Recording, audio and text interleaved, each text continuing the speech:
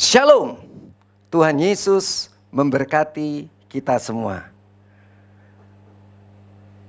Pada pagi hari ini kita sedang memperingati Hari Kebangkitan Tuhan. Pada minggu yang lalu, tepatnya hari Jumat, kita sudah memperingati akan kematian dari Tuhan Yesus. Kematian Tuhan Yesus untuk menebus kita dari dosa dan iblis. Tetapi hari ini kita memperingati Tuhan Yesus bangkit. Dia bangkit untuk kita. Untuk apa dia bangkit? Dia bangkit untuk membenarkan kita. Saudara-saudara, pada pagi hari ini kita akan melihat bahwa kebangkitan Tuhan itu menunjukkan kemuliaan Tuhan. Bagaimana Dia sudah menebus kita dari dosa dengan kematiannya. Setelah itu Dia bangkit dari kematian, dan ketika Dia bangkit dari kematian itu, saudara-saudara, tubuhnya diubah. Tubuhnya berubah dengan tubuh kemuliaan. Nah, saudara-saudara, ada 3 hal yang akan kita bahas pada pagi hari ini. Yang pertama-tama, kebangkitan Tuhan berguna bagi kita supaya kita dapat diubah tubuh kita. Itu yang pertama. Yang kedua, melalui kebangkitan Tuhan kita akan serupa dengan tubuhnya. Dan yang ketiga, dengan kebangkitan Tuhan kita akan mulia menurut kuasanya. Oke, haleluya. Saudara-saudara, bagaimanakah dengan pengubahan tubuh kita? Ya, Tuhan Yesus tubuhnya berubah dari tubuh jasmani sama seperti kita, hanya tanpa dosa, karena Dia tidak berbuat dosa. Walaupun diberi kesempatan untuk berbuat dosa, tetapi Dia tidak berdosa. Dia taat kepada Bapaknya. Dia dicoba oleh iblis untuk mengubah batu jadi roti, dia nggak mau. Dia disuruh lompat dari bubunan bait Allah untuk loncat. Karena menurut apa yang dikatakan Alkitab, dan itu dikutip oleh iblis, saudara-saudara, maka tumit Tuhan tidak akan terantuk. Karena malaikat-malaikat Tuhan akan menopang dia. Nah, saudara-saudara, dia dicoba. Dia dicoba untuk menyembah iblis. Maka seluruh isi dunia ini akan diberikan kepada Tuhan Yesus. Dia tidak mau. Dia taat kepada Bapaknya. Saudara-saudara. Jadi saudara-saudara, bagaimana tubuh Tuhan itu tidak berdosa. Bahkan ketika dia mati di atas kayu salib.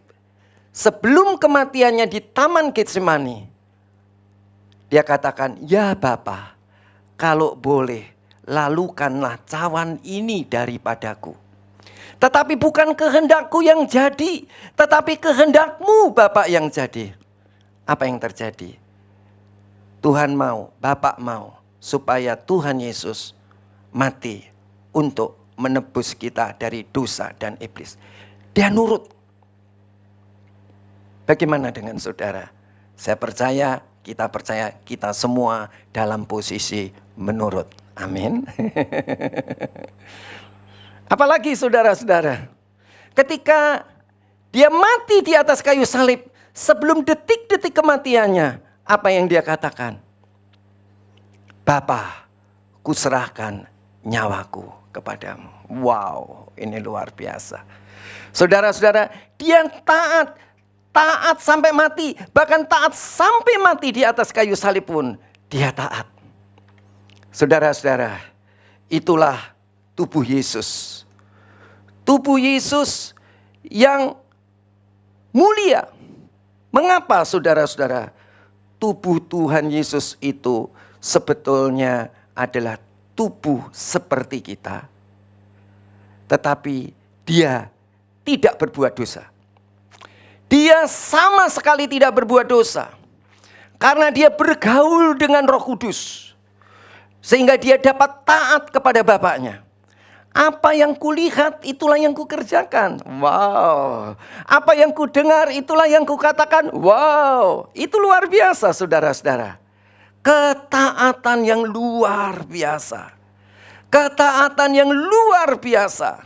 Ketaatan yang sangat luar biasa. Karena dia selalu bergaul dengan Roh Kudus.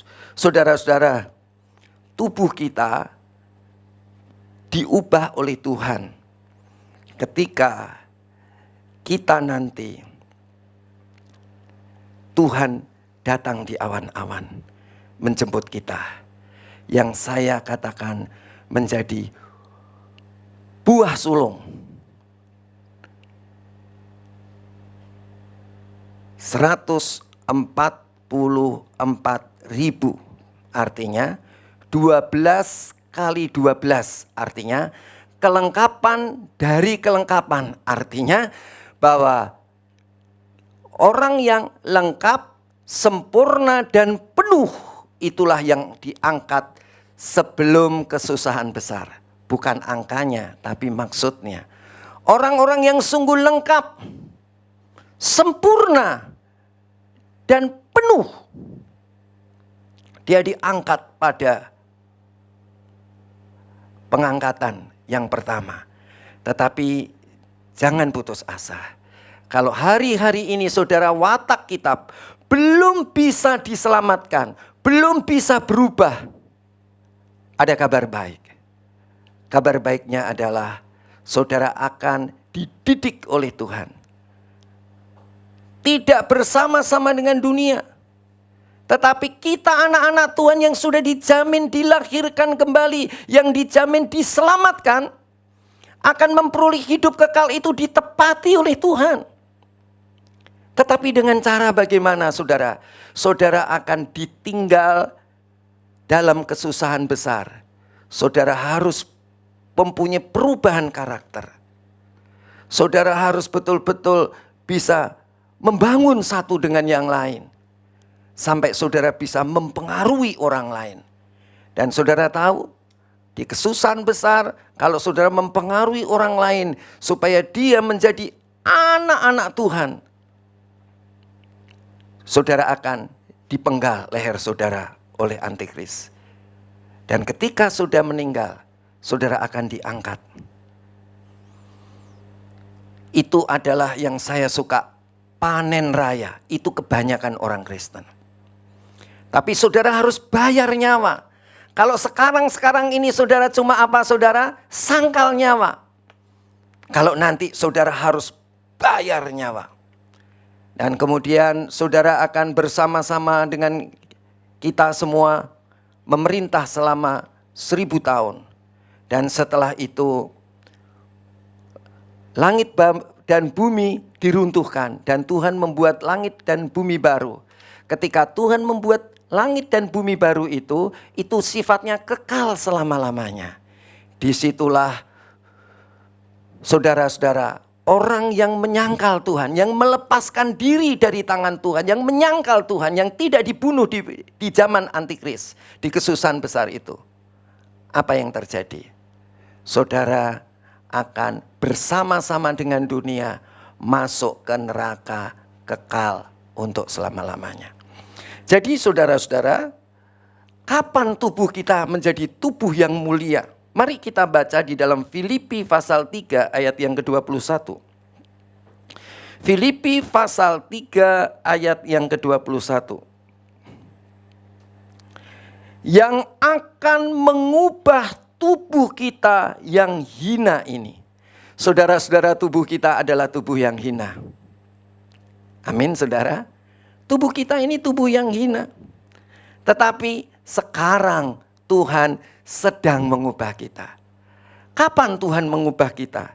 Saudara-saudara, Tuhan mengubah kita adalah waktu engkau pertama kali percaya kepada Tuhan Yesus. Mari saudara bisa lihat di dalam Yohanes 3 ayat yang ke-6. Di dalam Yohanes 3 ayat yang ke-6,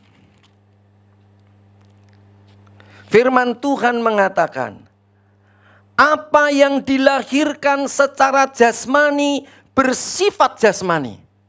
Saudara dan saya, kita semua anak orang tua kita.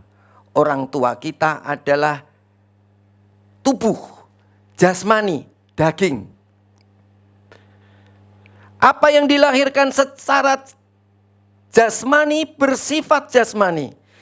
Dan apa yang dilahirkan dari roh, roh ini roh Allah, roh kudus, roh Tuhan, bersifat rohani.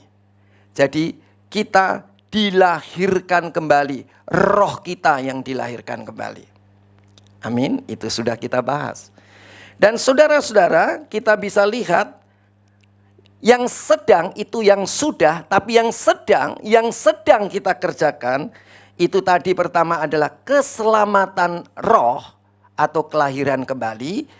Itu yang sudah kita kerjakan. Tapi yang sedang kita kerjakan adalah di dalam Roma pasal 12 ayat yang Roma pasal 12 ayat yang kedua. Roma pasal 12 ayat yang kedua.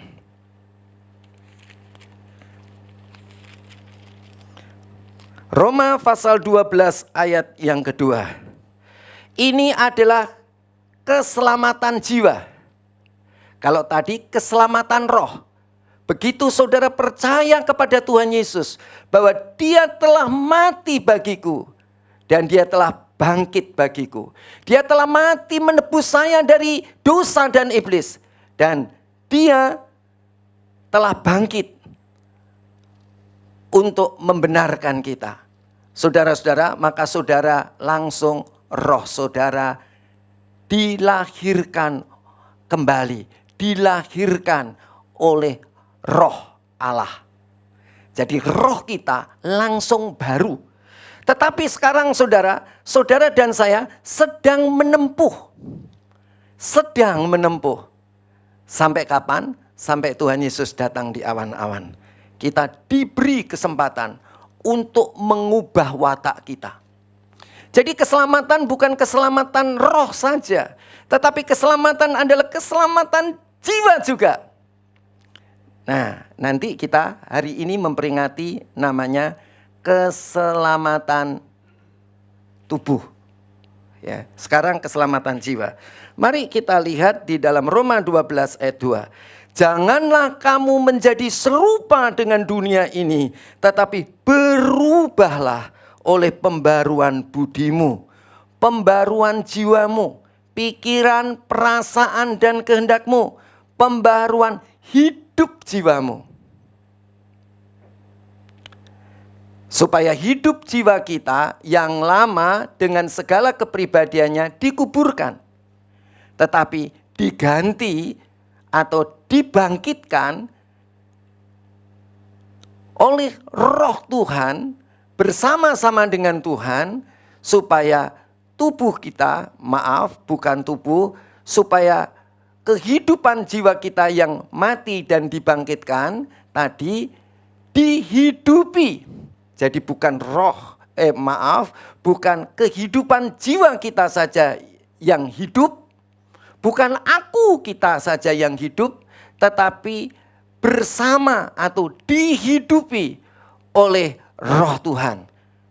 Dihidupi oleh roh Tuhan dan sifat Tuhan dan karakter Tuhan. Jadi saudara, kalau saudara percaya kepada status saudara dan saya itu bisa berubah.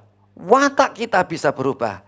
Kalau tidak berubah, ya, saudara akan masuk ke kloter yang kedua. Ya, kloter pertama itu adalah buah sulung yang lengkap sempurna dan penuh. Tetapi kalau saudara ketinggalan, saudara akan masuk kepada tuaian besar, ya, yaitu di akhir dari kesusahan besar. Saudara harus bayar nyawa. Jadi, saudara-saudara, pembaharuan budimu sehingga kamu dapat membedakan mana kehendak Allah. Oh, jadi saudara udah tahu nih, jiwa kita udah diselamatkan belum atau tidak? Kita udah tahu. Dari mana saudara tahu? Kelihatan. Saudara bisa membedakan kehendak Allah. Apa yang baik? Oh, yang begini baik.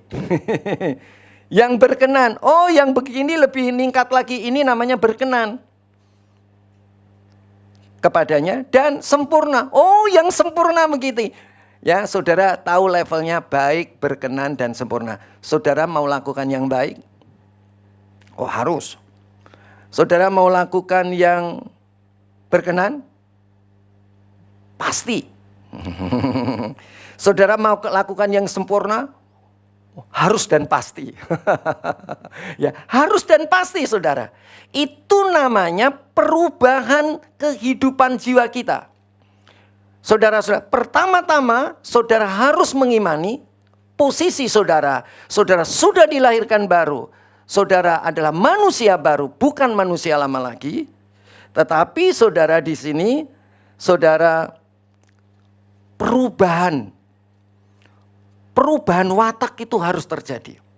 Ya, watak kita pasti harus terjadi. Ya, oke. Nah, saudara, itu sekarang. Nanti kalau Tuhan datang, Tuhan akan mengubah tubuh kita. Saudara, jadi di dalam Filipi pasal 3 ayat yang ke-21, ini adalah keselamatan tubuh yang akan mengubah tubuh kita yang hina ini. Jadi, saudara, sudah berubahkah kita? Sudah. Apa yang berubah? Minimal adalah keselamatan roh. Yang sedang terjadi adalah keselamatan jiwa. Ingat, ada timernya.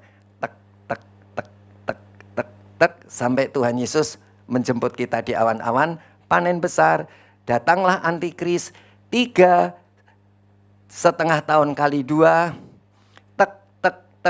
Saudara, kalau sampai saudara menyangkal Tuhan, tidak mempengaruhi orang lain, saudara tidak menjadi leader, saudara tidak memberi pengaruh kepada orang lain, saudara, maka saudara akan, kalau tidak mempengaruhi, saudara akan tetap hidup.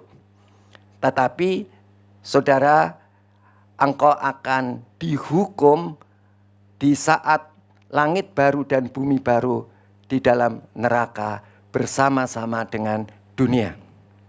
Nah, saudara, kita sudah diubah. Minimal roh kita. Jiwa, tanda tanya.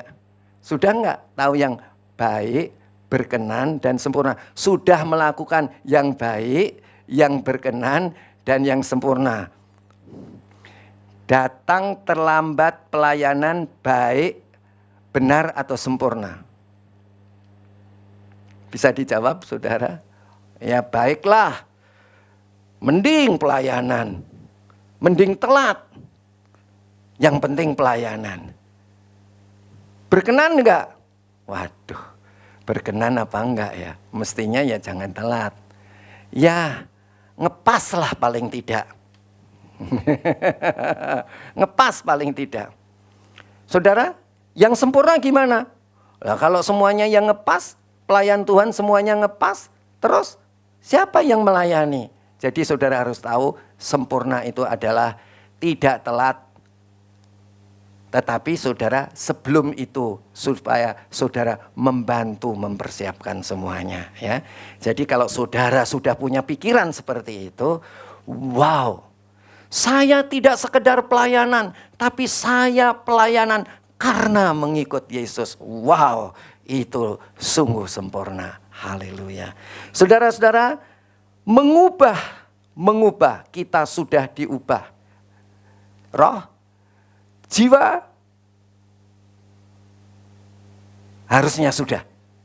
Sudah ikut Tuhan berapa lama, saudara? Kok nggak berubah-berubah? Ya, saudara, ya. Tubuhnya berubah? Belum. Kapan, saudara? Ketika Tuhan Yesus menjemput di awan-awan. Nah, sekarang kita bicara mengubah tubuh. Mengubahnya sudah tubuh. Tubuh kita itu seperti apa? Mari kita lihat, saudara. Tubuh kita adalah tubuh dosa. Saudara bisa lihat di dalam Roma 6 ayat 6. Roma 6 ayat yang ke-6. Saudara-saudara, tubuh kita ini tubuh dosa. Tubuh hamba dosa. Dulu, maka itu sekarang diubah, ya. Maka itu mari kita akan baca Roma 6 ayat yang ke-6. Karena kita tahu bahwa manusia lama kita telah turut disalibkan supaya tubuh dosa, ya, tubuh kita ini tubuh dosa. Yang tubuh dosa kita hilang kuasanya agar jangan kita menghambakan diri lagi kepada dosa. Kita ini hamba dosa, tubuh kita ini hamba dosa. Di dalam tubuh kita berlaku hukum dosa. Ya kan? Bawaannya kepengennya berbuat dosa selama masih di dunia ini. Ya. Saudara-saudara, nanti kalau saudara sudah diubah tubuh saudara, tubuh ini nggak ada dosa. Jadi saudara, tubuh ini udah bebas dari dosa. Karena sudah, tubuh kita adalah tubuh yang sudah diubahkan. Ya, namanya keselamatan tubuh. Jadi ingat, keselamatan roh, keselamatan jiwa, dan keselamatan tubuh yang sedang kita upayakan.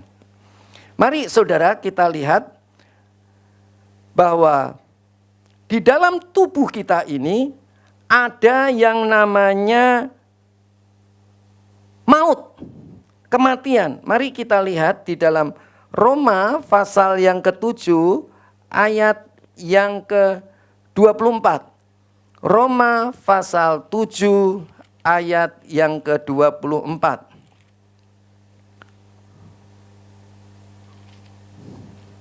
Ya. Tubuh kita selain tubuh dosa, hamba dosa, tetapi tubuh kita juga hamba kematian, hamba maut. Saudara-saudara, jadi bawaannya apa, saudara? Tubuh kita itu bawaannya akan membawa kita lemah untuk melakukan firman Tuhan. Roma 7 ayat 24, aku manusia celaka. Tubuhku ini celaka ini, ya kan? Siapakah yang akan melepaskan aku dari tubuh maut ini? Siapakah yang dapat melepaskan aku dari tubuh maut, tubuh kematian? Saudara nanti mati. Ya, mati. Tubuh ini akan mati. Lemah di dalam melakukan kehendak Allah. Karena apa, saudara? Ada hukum dosa dan hukum maut. Mari saudara kita lihat lagi. Di dalam diri kita ada kelemahan dan penyakit. Atau kita sebut fana. Mari kita lihat Roma pasal 8 ayat yang ke-11. Roma pasal 8 ayat yang ke-11. Jika roh Dia yang telah membangkitkan Yesus dari antara orang mati tinggal di dalam kamu, maka Ia yang telah membangkitkan Kristus dari antara orang mati akan menghidupkan juga tubuhmu yang fana. Fana itu apa, saudara? Lemah, sakit. Ya, jadi tubuh kita itu kalau enggak cenderungnya bikin dosa, saudara cenderungnya nanti mati. Ya, cenderungnya fana. Fana itu lemah dan sakit. Ya, fana itu adalah sesuatu yang ada di dunia ini fana. Ya, jadi ada kesakitan, ada kelemahan. Tubuhmu yang fana itu dan rohnya yang tinggal di dalam kamu akan menghidupkan tubuhmu yang fana oleh rohnya yang tinggal di dalam kamu. Jadi yang saya mau tandaskan, tubuh kita adalah tubuh yang fana. Tapi tubuh kita adalah tubuh dosa, tubuh kita adalah tubuh kematian, maut, tubuh kita adalah tubuh yang fana, sakit dan lemah. Tetapi saudara, nanti itu semua hilang kalau Tuhan membangkitkan tubuh kita, akan menghidupkan juga tubuhmu yang fana oleh rohnya yang tinggal di dalam kamu. Saudara-saudara, sebetulnya tubuh kita ini kenapa kok lemah? Kenapa tubuh kita lemah? Saudara, lihat di dalam Kejadian pasal 2 ayat yang ke-7. Kejadian pasal 2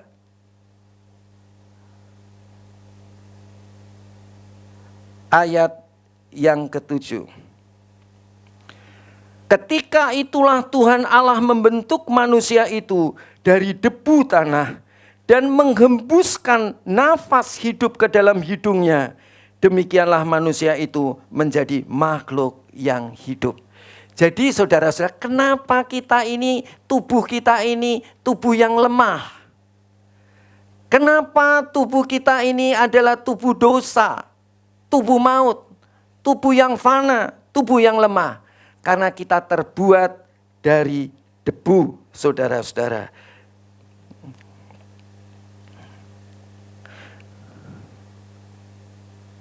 Ya, fana itu artinya tidak kekal.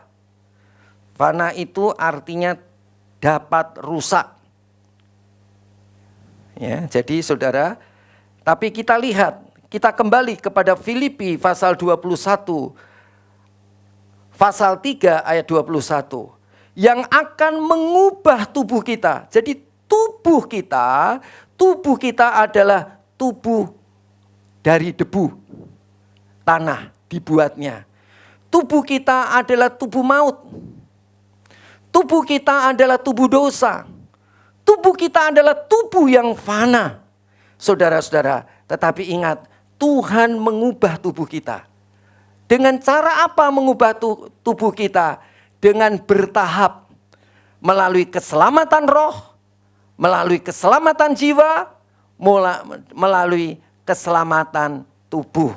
Ya, saudara-saudara, jadi tubuh kita adalah tubuh yang dosa, maut, atau fana, yaitu lemah dan penyakit. Saudara-saudara, kita lihat sekarang di dalam Filipi 3 ayat 21 yang sama, yang akan mengubah tubuh kita yang hina ini sehingga serupa dengan tubuhnya. Wow, tubuhnya Tuhan itu seperti apa sih?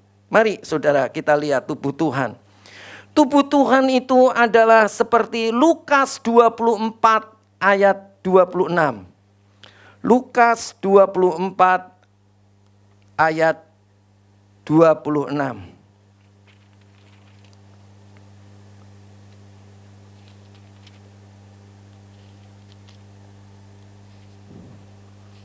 Lukas 24 ayat 26. Mari kita baca. Bukankah Mesias yang harus menderita semuanya itu untuk masuk dalam kemuliaannya? Wah, masuk dalam kemuliaannya. Wah, apa itu mulia itu apa? Ya, saudara-saudara, ya, serupa dengan tubuhnya. Serupa dengan tubuhnya. Tubuhnya itu apa, saudara? Setelah dia menderita, menjadi manusia, harus mati di atas kayu salib. Harus menyangkal dirinya. Bahkan ketika dia mati di atas kayu salib, bukan sekedar menyangkal dirinya, tetapi membayar dengan dirinya, membayar dengan hidup jiwanya. Saudara-saudara, dia masuk ke dalam kemuliaannya. Ya, apa saudara-saudara? Tubuh Yesus itu adalah tubuh yang mulia. Serupa dengan tubuhnya, yaitu tubuh yang mulia. Saudara, apa itu tubuh mulia? Saudara, ya seperti Tuhan Yesus. Apa sih tubuh mulia? dia adalah tubuh jasmani. Sama seperti kita, hina, hanya tidak berbuat dosa. Penuh dengan kelemahan. Saudara-saudara. Saudara-saudara, di sini dikatakan, dan di dalam Roma pasal 6 ayat yang ke-9, Roma 6 ayat yang ke-9 dikatakan,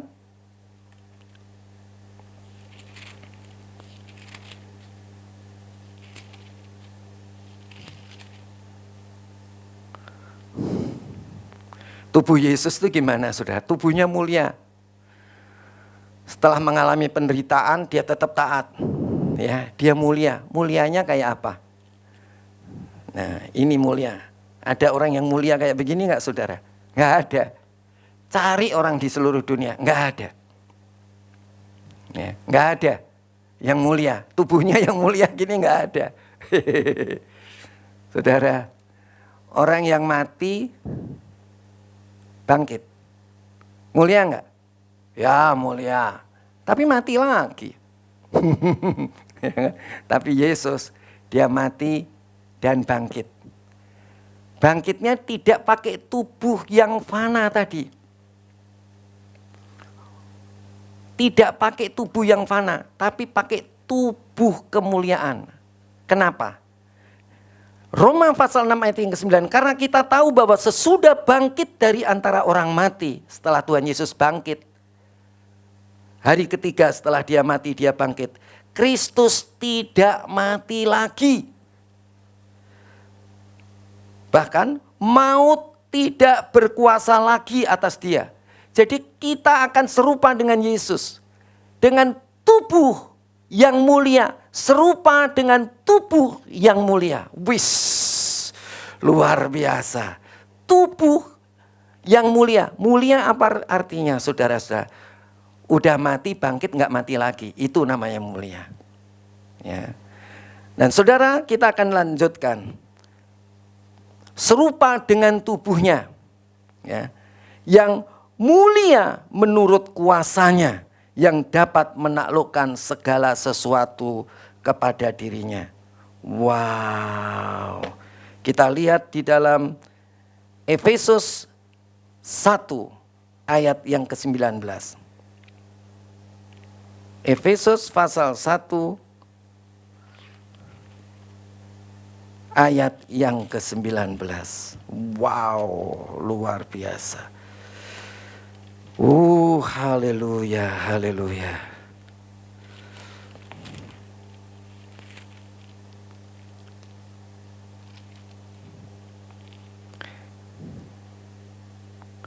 Efesus pasal 1 ayat yang ke-19 sampai ayat yang ke-22. Yang dibenarkannya di dalam Kristus dengan membangkitkan dia dari antara orang mati. Kemuliaannya itu kayak apa, saudara? Luar biasa. Ya, tidak sekedar dia tidak mati, tetapi dia punya posisi. Dan itulah posisi kita nanti. Dikatakan, yang dikerjakan di dalam Kristus dengan membangkitkan dia dari antara orang mati. Dan mendudukan Yesus di sebelah kanannya, kanan Bapa di surga. Artinya, dia memerintah bersama dengan Bapaknya. Mendudukkan dia di sebelah kanannya di surga. Ini, saudara, ini adalah satu posisi tubuh kita yang dibangkitkan. Tubuh Yesus yang dibangkitkan. Belum tubuh kita, tapi kita juga akan serupa ya dengan dia. Ya, oke. Saudara-saudara, dikatakan yang dikerjakannya di dalam Kristus telah membangkitkan dia dari antara orang mati dan mendudukkan dia di sebelah kanannya di surga. Ayat 21. Yang jauh lebih tinggi dari segala pemerintah dan penguasa dan kekuasaan dan kerajaan. Gak ada kepemerintahan yang bisa mengatasi seperti kepemerintahan Tuhan Yesus. Yang lebih tinggi dari segala pemerintah dan penguasa, dan kekuasaan, dan kerajaan. Dan tiap-tiap nama yang disebut, mau nyebut namanya siapa saja. Oleh sebab itu kalau saudara berdoa dalam nama Yesus, sembuh. Dalam nama Yesus, setan pergi. Dalam nama Yesus, karena dia punya nama di atas segala nama. Jauh lebih tinggi dari pemerintah dan penguasa dan kekuasaan dan kerajaan. Dan tiap-tiap nama yang dapat disebut. Bukan hanya di dunia ini saja. Bukan hanya yang di dunia ini saja. Melainkan juga di dunia yang akan datang. Di langit baru dan bumi baru. Ayat 22. Segala sesuatu telah diletakkannya di bawah kaki Kristus. Segala sesuatu ada di bawah kaki Tuhan. Baik sekarang maupun akan datang. Di dunia ini maupun di dunia yang akan datang. Dan dia telah diberikan kepada jemaat. Wow. Dia, Yesus telah diberikan kepada jemaat kita sebagai anak-anak Tuhan. Sebagai kepala dari segala yang ada. Ya, dia adalah kepala kita. Kalau dia itu adalah kepalanya, mengatasi segala sesuatu. Kepala kita. Ayat 23. Jemaat yang adalah tubuhnya, yaitu kepenuhan dia yang memenuhi semua dan segala sesuatu. Ya, jemaat itu akan bersama-sama dengan dia. Saudara-saudara, jadi kalau kita simpulkan, saudara-saudara, Tuhan itu mengubah tubuh kita yang hina. Yang pertama. Yang kedua, kita akan serupa dengan tubuhnya. Dan yang ketiga adalah kita akan mulia menurut kuasanya yang dapat menaklukkan segala sesuatu kepada dirinya. Jadi saudara-saudara, di dalam keselamatan tubuh itu ada yang namanya mengubah. Mengubah itu namanya menebus, mengubah. Mengubah itu artinya menebus tubuh kita atau mengubah tubuh kita. Mentransfigurasi, mengubah, menaikkan grade. Kemudian serupa dengan dia. Kemudian yang ketiga adalah memuliakan kita. Dan kemudian yang belum kita bahas adalah mewarisi kerajaan Allah, berbagian dalam jabatan rajani yang tadi sudah kita bahas. Sebetulnya Efesus yang kita baca pasal 1 tadi, itu mencakup mengenai pemulihan itu, mewarisi kerajaan Allah, berbagian dalam jabatan rajani, dan menikmati yang paling tinggi atas Tuhan. Saudara, inilah berkat kebangkitan Tuhan. Saudara dan saya sudah ditebus secara roh, sudah diubah, sedang diubah secara jiwa, dan sedang engkau dan aku mempersiapkan pengubahan tubuh, penyerupaan dengan dia, pemuliaan, dan kita mewarisi kerajaan Allah, menjadi raja bersama-sama dengan Tuhan, dan kita menikmati dia karena segala sesuatu ada di bawah telapak kaki kita. Mari kita tutup mata kita. Roh Kudus, Kau hadir di sini.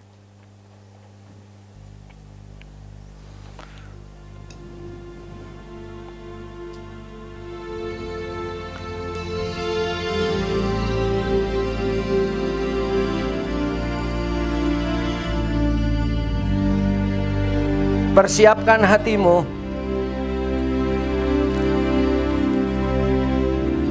Sambut roh Tuhan yang ada di dalam rohmu untuk meresapi jiwamu. Kudus, Kau disambut di sini. Mari saudara-saudara, Kudus, Bergaul dengan Roh Kudus supaya jiwamu diubahkan,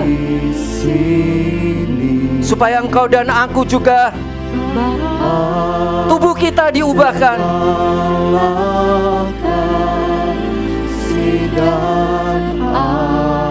Ayo bergaul dengan Roh Kudus.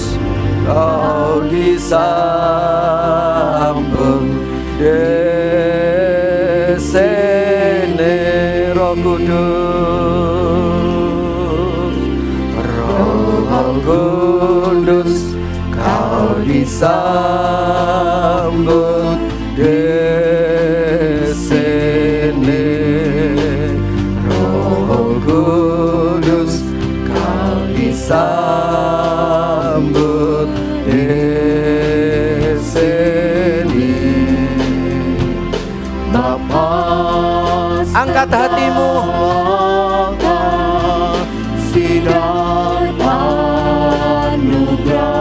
angkat hatimu untuk Tuhan. Siap sedia, ubah aku Tuhan. Ayo bergaul dengan Roh Kudus. Ayo bergaul dengan Roh Kudus. Jadikan dia sahabatmu. Jadikan dia sahabatmu. Kemanapun engkau pergi, terus bergaul dengan Roh Kudus. Ketika engkau bekerja, bergaul dengan Roh Kudus. Ketika engkau ada di dalam pelayanan, bergaul dengan Roh Kudus. Ayo saudara, nyanyikan lagu ini. Roh Kudus, kau disambut di sini. Haleluya. Roh Kudus, kau disambut di sini. Roh Kudus, kau disambut di sini. Bapa segala kasih dan anugerah, kau disambut di sini. Rahasana,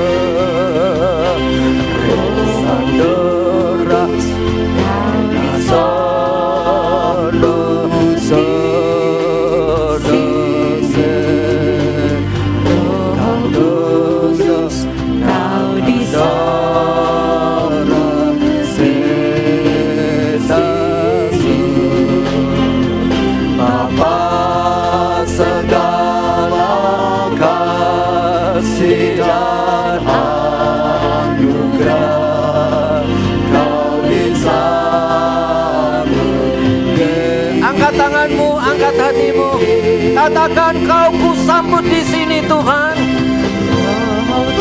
Aku mau bergaul dengan Engkau Tuhan. Erahase rahasu, enarasande nokorolose nakaralatando, erala sikinaralabatando rolokondia ralase rahasu. Angkat hatimu, angkat tanganmu buat Tuhan.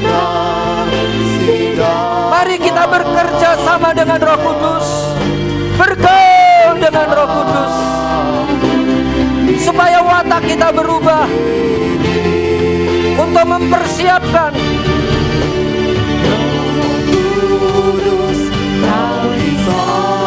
pengubahan tubuh kita, supaya engkau dan aku diangkat oleh Tuhan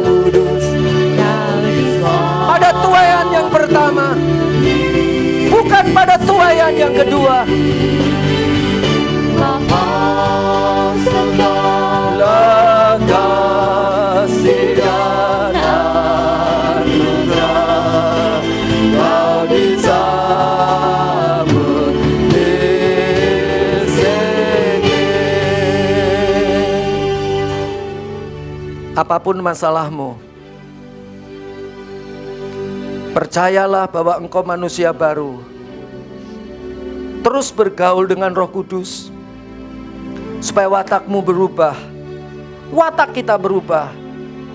Itu adalah persiapan supaya kita ada dalam pengangkatan yang pertama. Kita berdoa dengan sungguh-sungguh. Jangan kita diangkat pada pengangkatan yang kedua. Mari saudara bergaul dengan Roh Kudus. Terus akui posisimu bahwa engkau adalah manusia baru. Di dalam nama Yesus. Adapun berkat-berkat jasmani akan menyertaimu. Tetapi yang pertama dan yang utama adalah keselamatan roh, jiwa, dan tubuh. Sedangkan berkat-berkat jasmani akan menyertainya. Engkau akan disembuhkan. Engkau akan diberkati pekerjaanmu. Engkau akan dipersatukan rumah tanggamu. Engkau akan dipulihkan pelayananmu. Di dalam nama Yesus Kristus Tuhan, kami sudah berdoa. Haleluya. Amin. Shalom saudara-saudara. Saudara bisa mengikuti Zoom kami yang kami adakan tiap pagi, siang, dan malam. Apabila saudara belum bisa melakukannya. Terima kasih. Tuhan Yesus memberkati kita semua. Shalom.